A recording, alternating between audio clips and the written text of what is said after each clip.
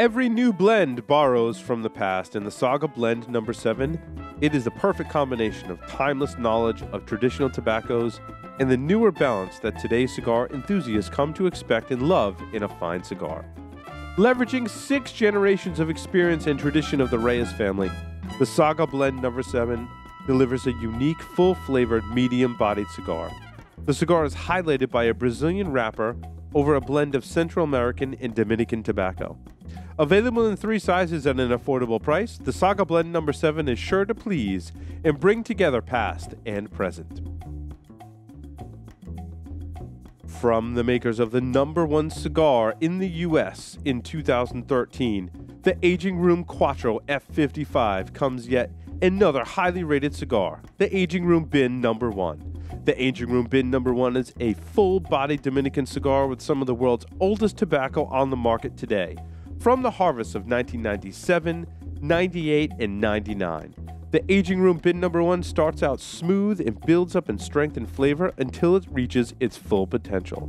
The Aging Room Bin number 1 is for the true cigar connoisseur looking for a sophisticated smoking experience with balance, complexity, and character. Aging Room Cigars. Blending is in our DNA.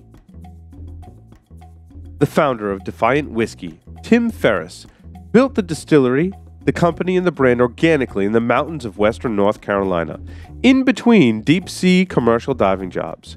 Tim will now explain a little bit about the spirit behind Defiant Whiskey. These guys are masters. They're artisans. I wanted to learn how to do that. I wanted to learn how to make a spirit that people tasted and was like, oh my God, that's incredible. You taste that quality, you taste that drive, you taste that passion. The minute they take a sip, the conversation's over and they're just going, that's incredible.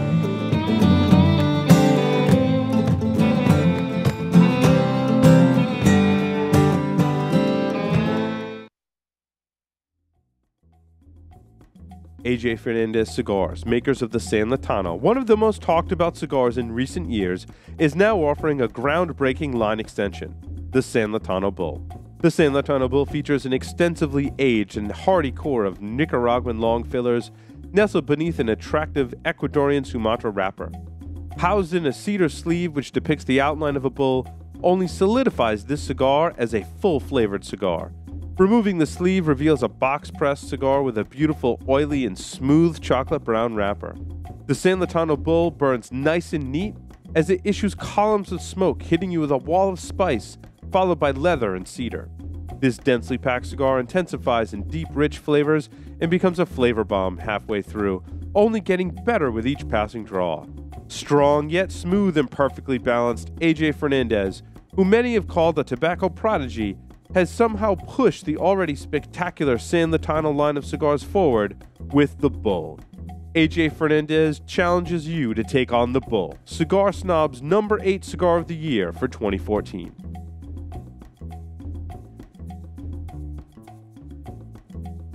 Welcome back, everyone, to the Stogie Geek Show. This is our Stogies of the Week segment, brought to you by all of our sponsors, including Defiant Whiskey, who was kind enough to send me some samples, which I've been doing a lot of, well, sampling. So, as you can see, we've got the drink pour on the top, which is always a sign that we're pouring lots of it. So, cheers. Will. Yes. Over to you for our first. I'm very glad that we can't give away the whiskey because we have to drink it all ourselves. We're not allowed to give it away, unfortunately, because we wouldn't have any left to give away. We wouldn't, because we drink it a lot. I got it in. It came in yesterday, and I took a bottle home and I shared it with like all my family and friends that I saw last night. Which coincidentally enough, like my in-laws were over, and I went to our friend's house for dinner. So that bottle's like almost gone, dude. I mean, literally, maybe is a couple of glasses left in the bottom. So that's a testament to how well people like it. Yeah, you made actually that. I happened to be with the national sales manager when actually I found out you sent me that thing on the phone. Yeah, I put it on Facebook. I was all excited. Yeah. So that was all good. Yeah, that's good. All right. So I don't have a lot of smokes this week, but I'm gonna try to hit some of the ones that I smoked either at IPCPR or right before IPCPR. Did you And smoke the new Padron Connecticut, though? That's my not yet. question, Will. No, and not yet because honestly, the only time I would be able to smoke that was in the morning, and the humidity was bad. And I did get one from George Padron, and I only got one, unfortunately. Nope. And I'll tell you what, to get a sample from George Padron is yeah. not something you normally get. Right. So I was very appreciative. So I do have it, but I did not smoke it. But I will be. Yes. And all I'll say is Barry talked a little about it, I think, offline with us, as well as my local retailer. It's very unpadron-like, but it's very, very good. The reviews that I've heard about it have been very, very positive so far as well. So yeah, so I think it's a good move for them. But anyway, I do have some pretty interesting smokes. The first one I smoked, and this was one I smoked right before the show, so it's in my Stogie feed. There's a picture of the boxes of the final packaging, but I actually smoked an unbanded of a cigar from our friends at Luge Cigars, the Luge Kuro. Luge. I met the Luge. This guy's how's he doing? I get to the booth. He's awesome. Him and Sean, I get to the booth. He puts me in a bear hug. Right? I couldn't breathe. Okay. He's a big guy. He's as big as a Coleman cooler. They're not kidding, right? He is a great guy, actually. I wear the hat all the time, and people are like, "What is Luge?" I'm like, "It's an awesome cigar company." I'm like, "You got to see the guy, Luge. He's awesome. He's gigantic, awesome, super nice guy." Yeah, I got to the booth, and who happens to be there are our friends from Blind Man's Puff. So folks have been starting to pay attention to these guys, which is good.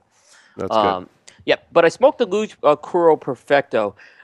Little about this cigar. When Luge was on the show, it was originally started out as a private blend for someone in Japan. They were going to use it as some gifts.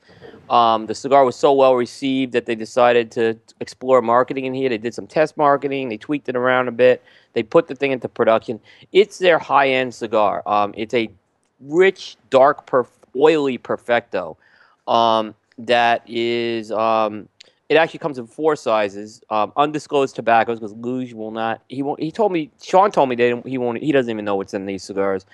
And what I did with that cigar is typically I've been talking about this cutter, the Credo cutter. Yeah. I used it, and I used the small little hole to kind of get a nice cut on that thing. Great cigar. I mean, it was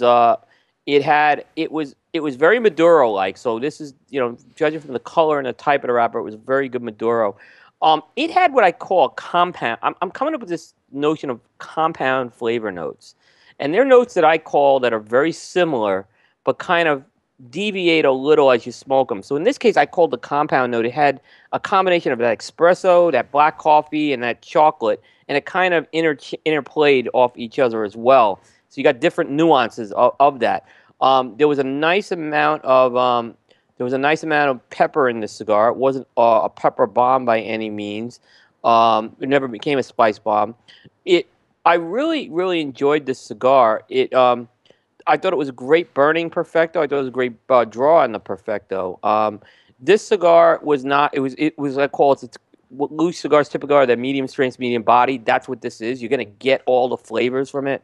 I didn't rate this cigar because it was a pre-release, but the only bad thing about this cigar is the price point. It's just a higher price point. It's a $24 to $30 price point, depending on the size. But it's a nice, if you look at the picture that we have on there, it is a nice, the final coffin is, and they actually sent it to me in a coffin, but it was an unfinished one. It wasn't one of these finished ones. And it was unbanded, so it is a nice presentation. It's definitely a real nice cigar to smoke, so I would say try some of the other Luge stuff first, before you're going to go for, but if you really like the Luge stuff and kind of like that emphasis of the flavor, this is going to bring something different. It's going to be more that classic Maduro. Then treat yourself to the more expensive one at some point. So I think it was a really good cigar by him, very enjoyable. It will probably come in at, somewhere between a $5 or a box split. Again, the price point's going to play into that factor with that. So I, too, smoked a Luge cigar, and this was one that was actually sent to me by Sean, and this was what did he call his roll? What's his roller's name in the Dominican when Luge was telling his story? Oh, I'm forgetting it. That's a good contest question. Was it Pedro or something? This is like the Juan, whatever he said his name was. that rolled him these cigars, this was the blend that he used, and was one of his first blends and is no longer in production. Sean was kind enough to send me one. This is the Luge Adida Robusto. Very nice presentation. I love the gold and red on the band. It was very much a wonderful opportunity to smoke this cigar after hearing the story. These aren't ones that you can get, so I'm very fortunate to have smoked one. And I have to tell you, you could tell it was a very well-aged cigar, just the way the flavors presented themselves. There was lots of different change-ups, lots of different flavors going on. The flavors were very unique.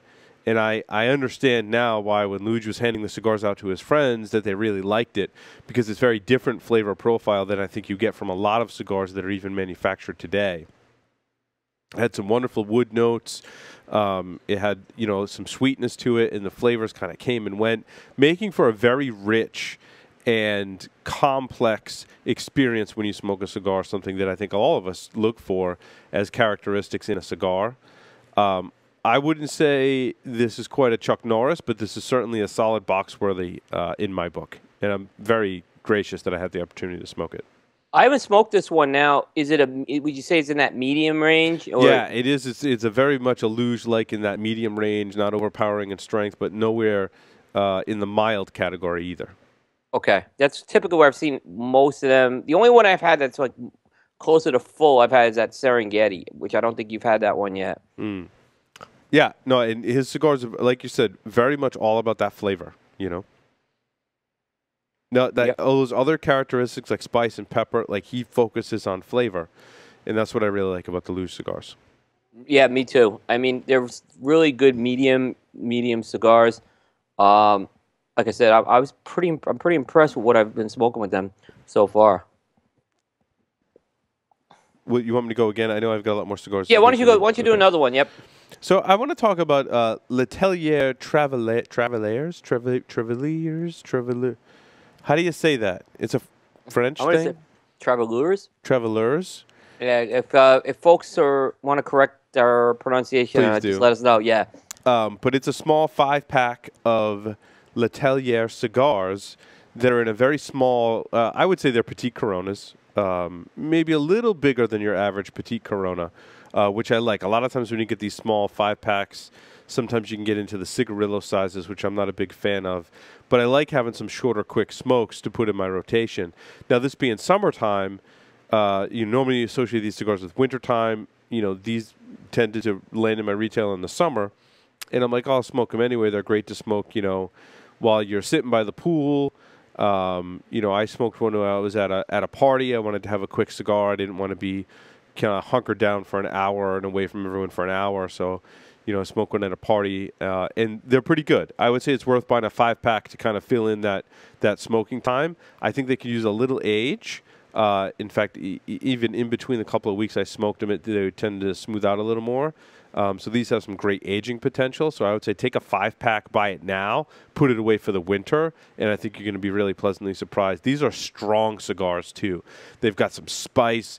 They've got a lot of nicotine strength. It's a real powerhouse kind of cigar they're putting in these 5-packs. They also make one in the Animal Cracker one as well. I haven't smoked that one yet. So I'll report back. I'm kind of afraid to smoke the Animal Cracker because it's such a strong blend.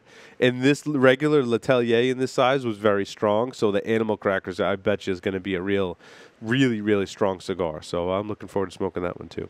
And that's based on the regular L'Atelier blends. That's real interesting that it's because that wasn't a very strong cigar. So possibly in that smaller size, it's making a big difference. It does make a big difference, yeah. I mean, L'Atelier is a pretty strong blend as well, but really amps up in this size. So nice after-dinner cigar, too. Yep. Back to you, Will. Okay. So a lot of people are asking me from the show, what was the pick in terms of the best cigar you've had? And right now, I think there's a lot I haven't smoked yet that I have. I happen to smoke one of these before the show. I happen to smoke one of these at the show. And I can say, without doubt, this one's right now the leader out of the gate. And it's the Matilde Oscura in the Robusto size. Really? Interesting. Yeah, it is... actually, it's incorrect. That's the Corona size. I'm sorry. So this cigar is Jose Sayas' second blend. It's an Oscuro, using a Mexican San Andreas wrapper, Sumatra binder, combination of Dominican, Nicaraguan, and American filler. And the Corona is a 5.5 by 44. The presentation on this cigar, I never saw a cigar with a green band look this well. But they did this kind of interesting green. I can't even describe what the green is, other than it's a pretty unique green that up against that black wrapper or that dark wrapper. And this is not a cooked wrapper either. This is just a dark wrapper. Is stunning.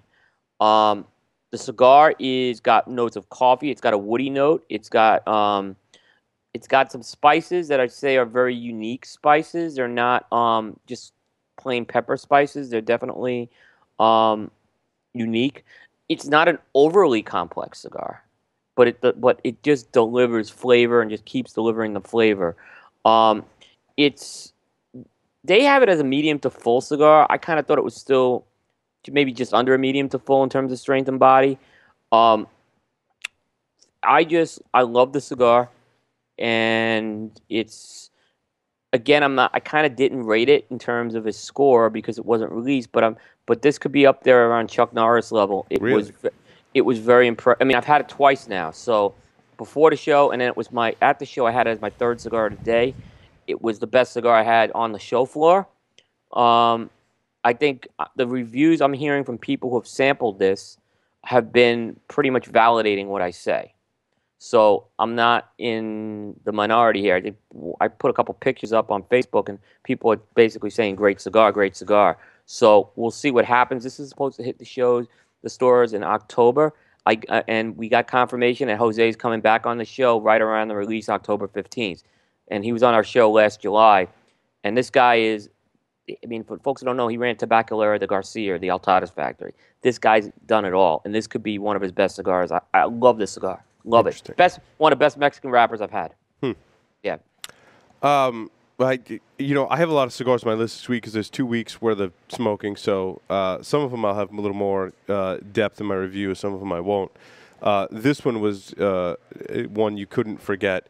This was Fuente Opus X Lost City Robusto. I bought a sampler pack online at a little bit of a discount to sample some of the other Lost City sizes. I tend to favor towards the Lancero, but this pack came with some Robustos and Toros and the like. So I went to the Robusto. Let me tell you, this cigar was out of this world. I mean, it just had so much flavor. It was a good medium full cigar.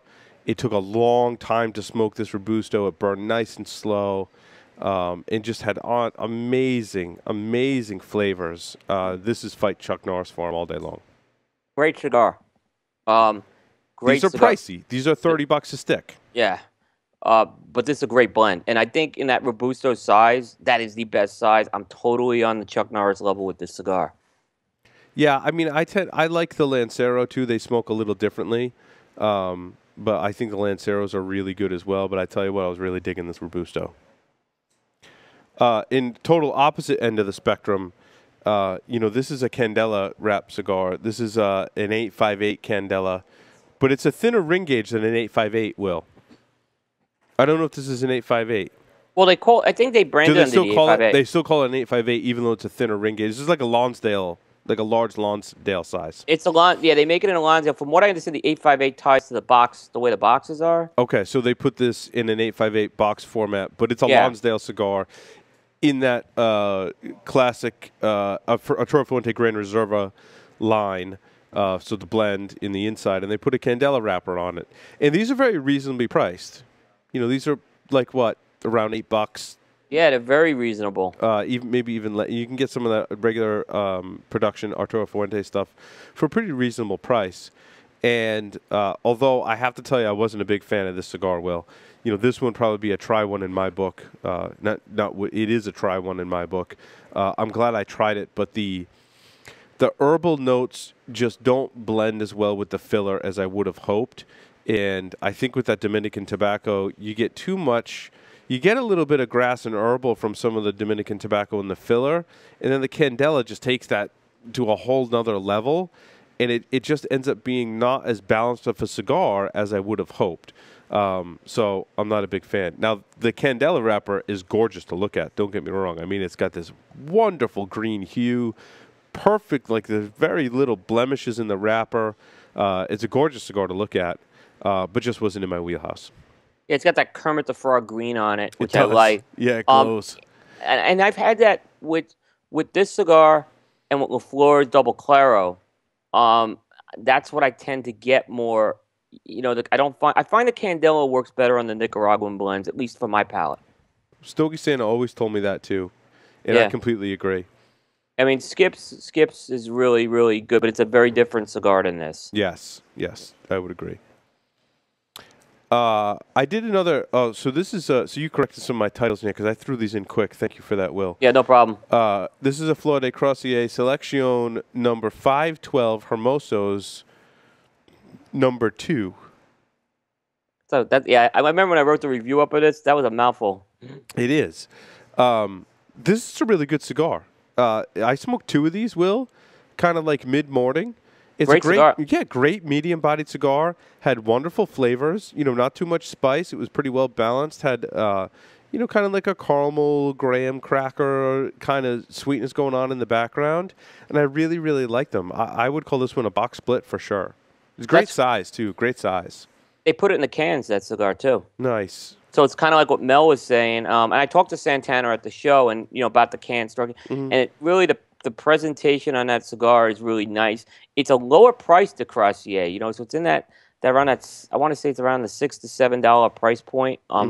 But it's really, it's a very high quality. His cigars usually are a little more expensive because he has some really nice packaging, but he didn't lose a step with the quality with this cigar. I've smoked quite a few of these. I smoked the Bellicoso at the show as well, and it was very good. Yeah, good medium-bodied cigar. Back to you, Will. I smoked this cigar. I smoked again before and at the show. The Romeo by Romeo y Julieta. The Romeo by Romeo y Julieta. Aging Room Small Batch F25. Another long name. But that's because it is the collaboration between Boutique Blends, Aging Room Cigars, and Altadas Romeo and Julieta. So basically, they got together. We have a video on Stogie Geek Shorts where we have the folks from, we have Raphael, and we have the folks from Altadas. And they talk about this project. It was a collaborative effort. They basically did the cigar in Raphael's factory, bringing down some of the Altadas staff to kind of work on this blend. And I smoked a size called the Capricio, which is a 6x54, so it's kind of almost a Grand Toro. And, you know, actually, it's a Dominican Puro featuring tobaccos from 2 farms, and it's La Canela and Jacagua, which are, if you're familiar with those farms, they are owned. Hochi Blanco, who does the blending with Boutique Blends and Tabacalera Palma, owns farms there. So they're taking the tobacco from 2 farms. It's a Dominican Puro. I'll tell you what, this smoked to me definitely more like a Boutique Blend cigar than an Altadas cigar. So it's not something that you would get from Altadas. Nice sweetness, nice cherry raisin type, that dried fruit, but just enough sweetness, and it's not dry on your palate, which is what I liked. A little bit of cinnamon in there. There is some of those, what I call a lot of sweetness, a lot of baker spice. I did have a couple of burn issues in terms of keeping it burned before and after the show, but it wasn't a terrible burn. It was a little more of a high-maintenance burn. But again, that could be a little bit of the show floor thing. This is a cigar that's going to do that progression in terms of strength and body, really linear fashion. So it's going to start out like medium and go to medium full in strength, and then same thing, it's going to be like medium, and it goes almost to full bodied by the end of the cigar. A little bit of a higher price point, $12.50, but I actually think this is one of the better blends to come out of Boutique Blends in the last year, and I like a lot of their stuff. And I think if you like Boutique Blends cigars, you're gonna like this cigar. It's a box-worthy cigar. If you're an if you're not someone who cares for Altadas, I would say give this cigar a shot because you'll be really surprised by it. It's just a very, very different profile. You haven't smoked this yet, right, Paul? I have not. No. I think I got one for you, so I will get that up to you. Awesome. Yeah. Well, you had sent me a La Aurora Preferidos Diamond Chico's Choice. Yeah. Is this a direct-to-store release? It was a release that went to the Mid-Atlantic. Okay. So, yeah, it went to, and basically Delaware, Maryland, Virginia, Pennsylvania area it went to. And this is the La Aurora Preferidos Diamond, essentially, in, was it a 54? 58. 58 ring gauge. Yeah, it's a big ring gauge. 6 by 58? Yeah, I'll double check that, but that's. I think it was a 6 by. I want to say if I had to guess, it'd be 6, and you said 58. I guessed 54. I tell you what, this is probably one of the strongest cigars I've smoked all year. I said that last year too. And it might. I maybe last year. It's in my top 5 of strongest cigars I think I've ever had. To be honest with you. I talked to Seth from Seth's Humidor, and I told him, I'll never forget when I first smoked this cigar. We had a very big snowstorm in North Carolina. We had 8 inches of snow. And I just remember the day I had, and I was just, my legs were like rubber after that thing. Oh, my God. I couldn't even function when I got down in the final third of the cigar. Yeah, it's a 6 by 58. Yeah. And it was just, it was so strong that it almost detracted from the enjoyment of the cigar, unfortunately. Because I didn't like this as much as the Black Diamond. I mean, I would call this one probably a try one to a 5er if you really like, that kicked up nicotine. I would say, get at least 5 of these. I would take, 5 of these. I would put them down for age for a really long time. But it was just very, very rich tobacco and really amps up in strength. I was woozy, and I ate and all that stuff, and I was still woozy. I think that these are from the original batch that went out last year. I happened to find a place to have them. I don't think they did another run of them. It was a very limited run for that region, like 150 boxes. So I don't know if they've done more of that. Now, the Chico's name, a lot of folks ask, it's actually the Mid-Atlantic rep for Miami Cigar and Company. They named it for him. Yeah. I mean, it was good. Don't get me wrong. Just way too strong for me. Yeah, this is a cigar. We just talk about strength over body. This is strength over body here. Is what I'll do. But it's a full-bodied cigar. You also sent me, Will, the Griffin Special Edition 2015 Club Series 3. Yep. This was good. Not as good as some of the other Griffin's Club Series, though. And not as good as some of their other limited editions. I would rate this one a 5er. I mean, I thought the flavors were good. Had a little bit of that graham cracker sweetness going on. But really not much else to talk about. It didn't really command my attention, so I would call this one a 5er. I liked it a little better. I mean, I had it higher rated. I think I had it as a box splitter or even box. I really liked that cigar so much I bought the rest of the stock up of them. It's not, I could see where you're coming from with some of that. I know a couple weeks ago you talked about the Griffin's 25. So when you come up with the Griffin's 25, I get it. Yeah, I do get it. And it's very similar in size and wrapper color to some of those other limited Griffins, which I'm really big on. So yeah, that wrapper is the wrapper they used on the Zeno New York cigar. Okay. Yep. Yeah. That makes sense now. The Ecuadorian Rojiza wrapper. Yep. Interesting. We smoked a bunch of the samples you sent me, Will. So this is the Quesada Reserva Privada Robusto. I want to hear about this one with you. Dude, this cigar was awesome. I mean, it went through stages, like, where it would be good, and then all of a sudden, like, the next 10 puffs or so, you just get, like, all of a sudden unbelievable flavors, and then, it would kind of go back and be kind of like, regular cigar again, and then it would just be this explosion of flavors, and it kind of went through these transitions. Man, when this cigar was in its sweet spot, dude, it was awesome. Awesome. I mean, sweetness, just unbelievable, wonderful flavors, a little bit of floral hints coupled with, sugar sweetness is how I would describe it. Awesome, awesome cigar. I mean, this one would be a fight Chuck Norris in my book. That's exactly what I had it as, a fight. And it's fight Chuck Norris, dude, because those flavors are just so amazing. But it wasn't quite Oasis. I mean, I thought there were points, Paul. You nailed it. Yeah. Like, all of a sudden, it's like, oh, my God. And then Yeah. it dissipates a little, and yeah. There were points where I say, if it held that flavor the whole way through, it would be Oasis, but it didn't. Yeah, I like agree. I said, it kind of, that's exactly what I said, but it was Well, close. we had the same experience with it. That's pretty funny. It's the top one of top cigars I've had this year. This was big time showcased at the trade show because they opened up a select amount of accounts when they launched this earlier in the year. I was meaning to send this one to you for a while, and I said I saw it. And the Robusto, in my opinion, is bell of the ball with this one. So yeah, I mean, Quesada's had some hits and misses over the past several years.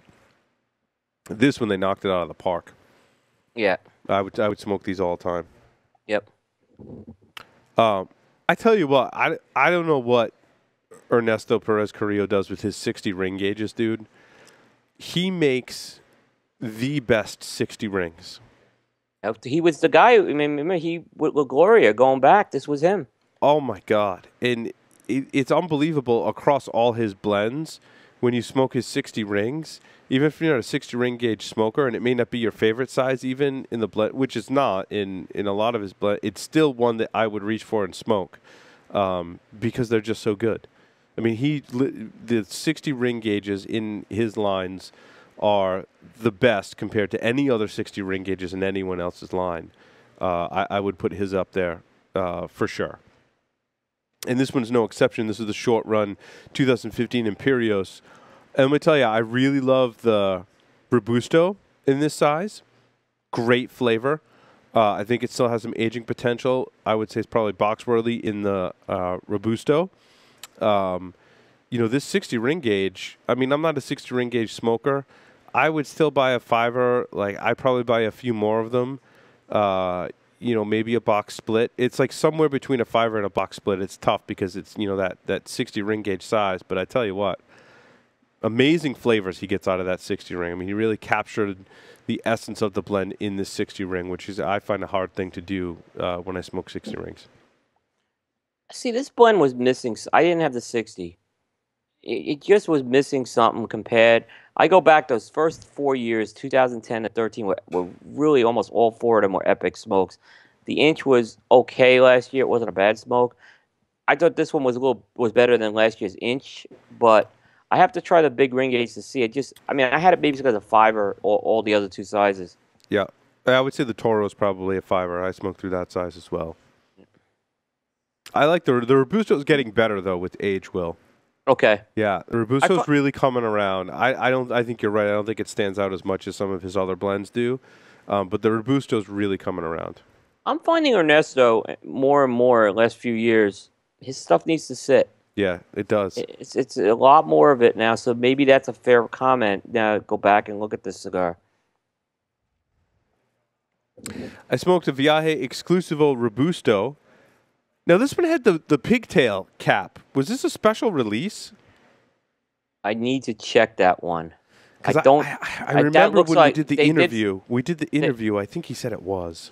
I think this one is because the Robusto was a special release before it became regular production. Yeah, because this one was pretty aged. Let me tell you, this cigar was wonderful, Will. I mean, awesome medium body, those classic like Viaje flavors. And I'm not sure anyone can say that it's a classic Viaje flavor, but I'm going to say that there is because I have a lot of Viaje in my humidor because I like to see how it ages. And this one is aging to close to perfection, dude. I mean, this is an extremely enjoyable cigar.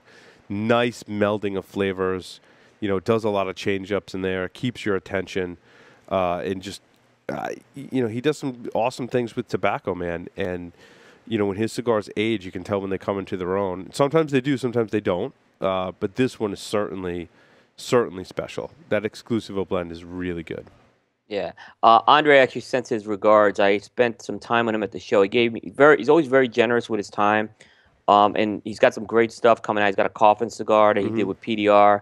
He's got a new Skull and Bones out in a jar, which just looks beautiful. He's got new Satori's. But he gave me something. And he wouldn't tell me much about it other than it was a box press. And he says he made me smoke with him in the booth and then give him his feedback. And it was a strong cigar. I went to his booth 10 in the morning, too. Yep.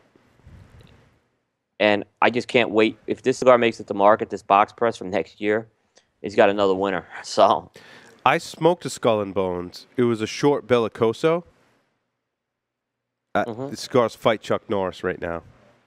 Cigar's awesome. And he had those box-pressed torpedoes in the Skull and Bones. Oh, those were the mystery. This cigar, though, the box press, not by the Bellicoso without the box press, is pretty damn close to that one, Will. I mean, it's up there. It's up there. I tell you, age is just. I think I liked it better than this exclusive Robusto. I didn't take a picture of the short Bellicoso for some reason, but that one's awesome. I've got a lot of that back catalog of Viaje, dude. I got tons of it.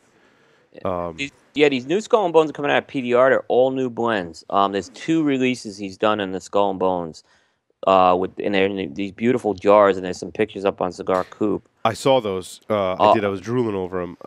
There were no samples. But I tell you what. It's very confusing to see which Skull and Bones that it is because there were so many releases, and he tweaked the blend and he tweaked the sizes. And some of the sizes were the same, and they were different years. But whatever that short Bellicoso was it out of this world right now. Was it the black on black? No, it was not the black on black. This was black and white. Okay, so that the black on black was he made one of the ones with the black on the band. Yeah. That was a Bellicoso box pressed. Yeah. Okay. That one is an Oasis cigar. I smoked through all those a long time ago. If I could ever get a hold of it, it's one of the best Skull and Bones out there. Totally agree. This one was up there, dude. This one was like right next to, and when the little Bellicoso came out, I wasn't rating it as high. But now after it sat for a while, it was so good. Has this pepper. It had something that other one with the black on black. It has this pepper to it and I'm not a big fan of pepper, but the way he presents it in this cigar is awesome. He does. And yeah, I totally agree with that. Completely agree. I think I might even have more. Oh, of course, we can't forget the Davidoff Escurio short Robusto, which we... And I got one of those, too. I got the regular Robusto, so why don't you go first?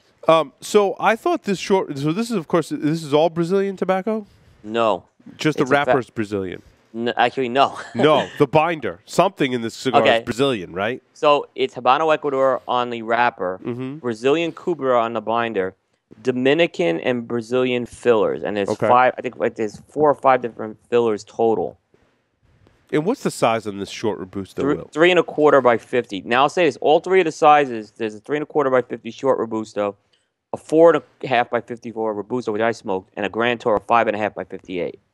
So I have to tell you, I thought this blend was good. I thought the flavors it presented were good. I mean, it didn't blow me away. That size didn't blow me away. Yeah, and what I don't like about this size, Will, it's just too small for me. It's like as soon as it gets warmed up, it's time to start going out. The whole being 3 1/2, it doesn't give this cigar enough time, I thought, to really come into its own. Yeah, it's not. See, when they did the Nicaragua, it was 3 3/4, and you got that little half inch that made a difference. It is not of the 3 sizes. I thought it was the weakest of the 3 sizes. Yeah. I wanted to say, I smoked the Robusto, right? And then I debated sending you either the 58 or the short one. And I hadn't smoked either one. And I said, well, Paul doesn't really like a big ring gauge. Let me smoke that. Now, I smoked the Gran Toro at the Davidoff dinner. I think it's better than this size. Okay. What did you end up rating this? I would give this one a 5. That's kind of what I would do. But there's a big difference with the Robusto.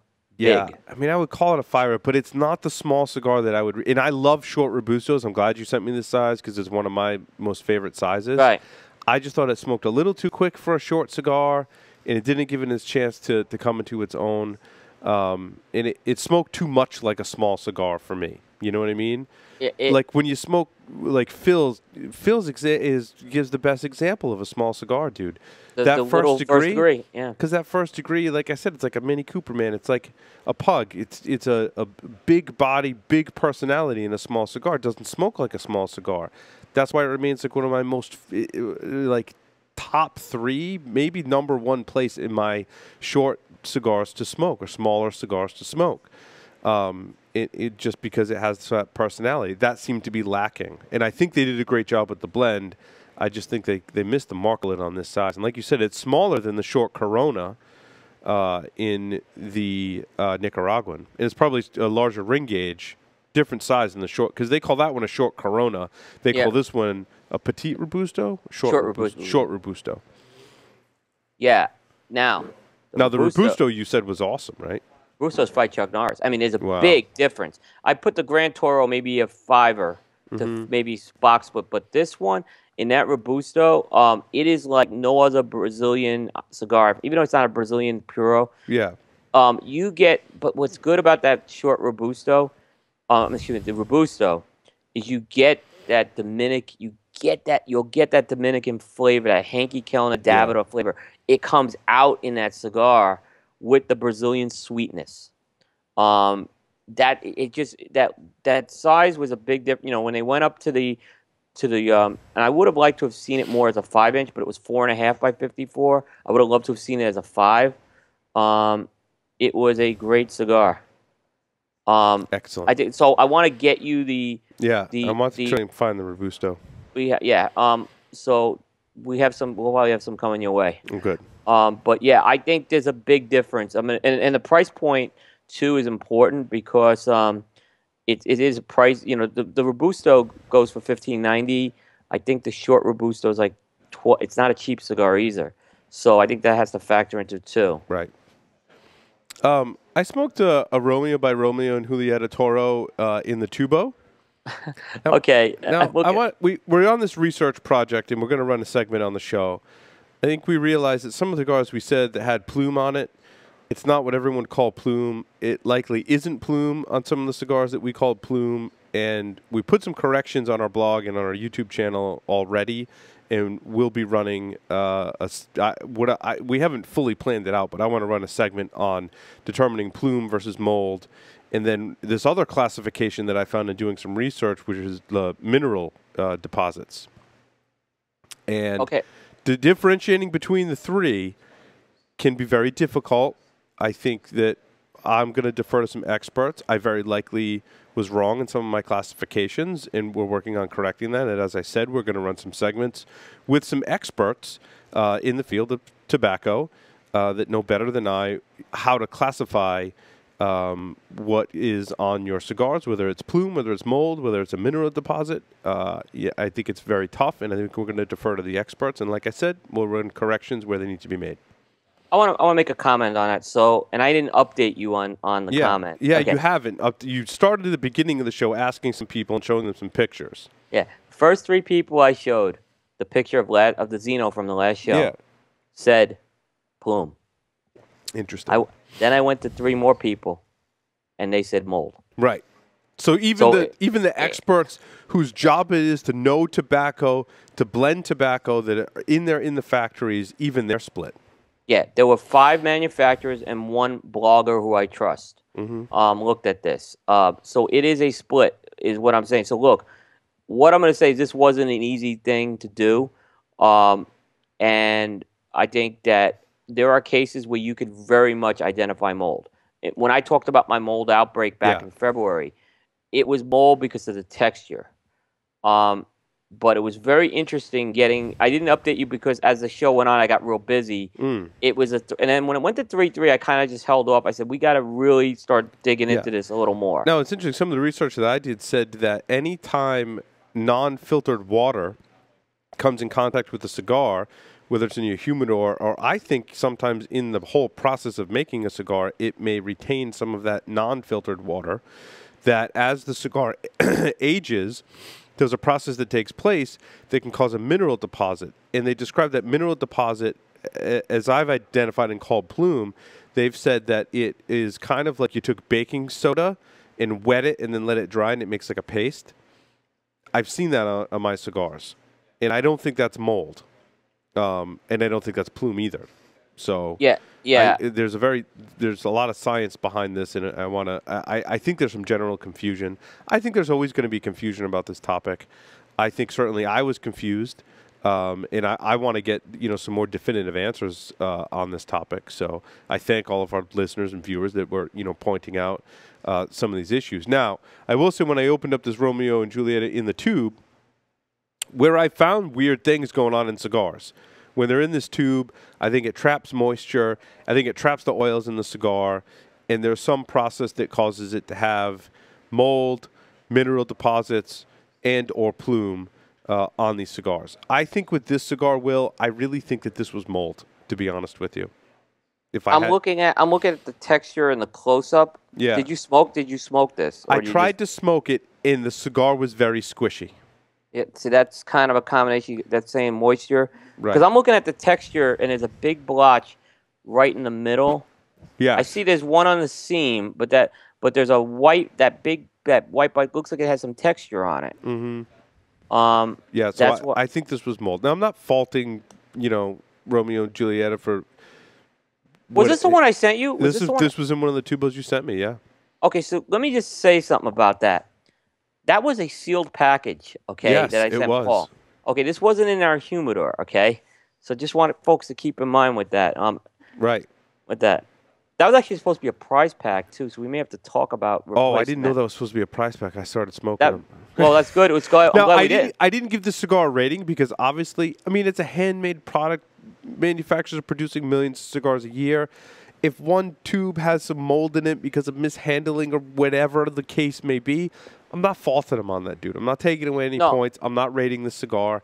I'm not saying this is a bad, I'm not passing judgment on this blend at all. I'm saying this cigar had what I think now is mold, especially because the characteristics of the cigar, it felt over-humidified. It felt very squishy, like there was too much moisture in that cigar. So, and I don't know where these came from, Will, or what kind of...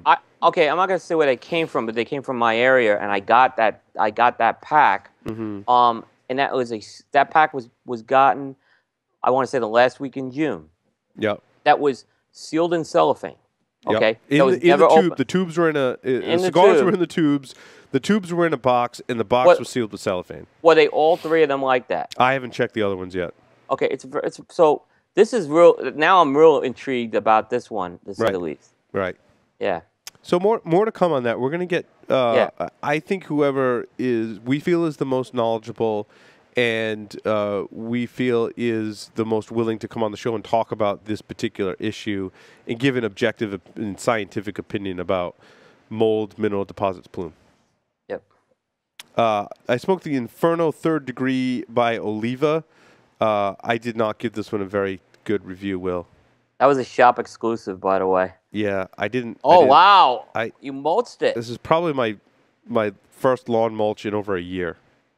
Wow. Yeah, I didn't like it. You mulched it. It was a shop exclusive. I don't throw around this rating. I don't throw around any of my ratings lightly on all areas of the spectrum.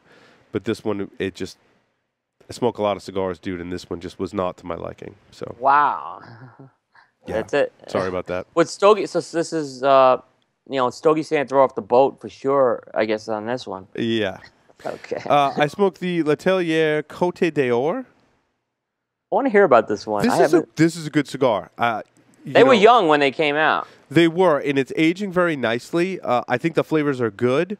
I would these probably come in boxes of 10, right? I think these do come in boxes of 10. I would say a box of 10 is box worthy for these because I think they're going to start to get even better with age. What's your rating on that one? So I would say 10 count box worthy.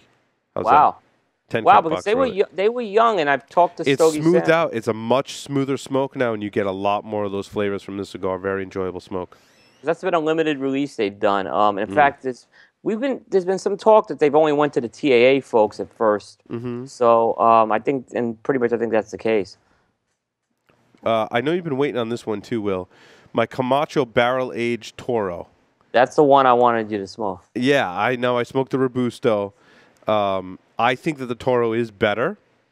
I would probably rate this a box split because the flavors that stood out to me, you can really get that kind of barrel age. You get this different flavor from it. You get that little bit of like bourbon-esque sweetness from it or whatever kind of barrels they age it in. You get that from this cigar. It's very subtle. It doesn't overpower the cigar. I think it's a very smooth smoke. There's not a lot of spice and pepper in the cigar. It's a good, solid, medium smoke. And that just like little touch of that barrel aged in there really sets this cigar apart. So I really like the Toro much better than the Robusto. I thought the Robusto was a big step down. It was. It was a disappointment for me. Yeah. With this Toro, I think strength-wise, the Robusto is much stronger, and that hurts my rating on that cigar. Yeah. Because it has that little bit of harshness. The Toro was a much smoother smoke for me. Yeah, and like I said, there was a 60 as well, and I'd put the 60 above that Robusto. Oh, interesting. Yeah. Yeah, I think it benefits from being in a larger size with a little bit of an amped down blend because it allows you to taste a little bit of that kind of barrel aging they go through. Yeah. Cool. I think we're done. Are we doing a contest? Yes. In fact, I have an update on the contest. So okay, Barry Stein, who was on earlier on, is graciously going to give away, donate to a listener a box of the kilos, but he doesn't have them yet because he's waiting for shipment. So Barry was gracious enough to do that, and I think we put a contest question around Barry to do that. And I think we throw in a T-shirt as well with that. When that we'll send a T-shirt. Smoke Naked T-shirt. Smoke Naked T-shirt, which are the big hits of IBCBR, by the way. Excellent. Yep. So what are the blend components of the kilo cigar? Very, very straightforward question. Barry answered that question on the interview. Yep. So what are the blend components? The current existing blend components for as Barry the one. described. Yep, for the one he's doing with Noel Rojas in Nicaragua.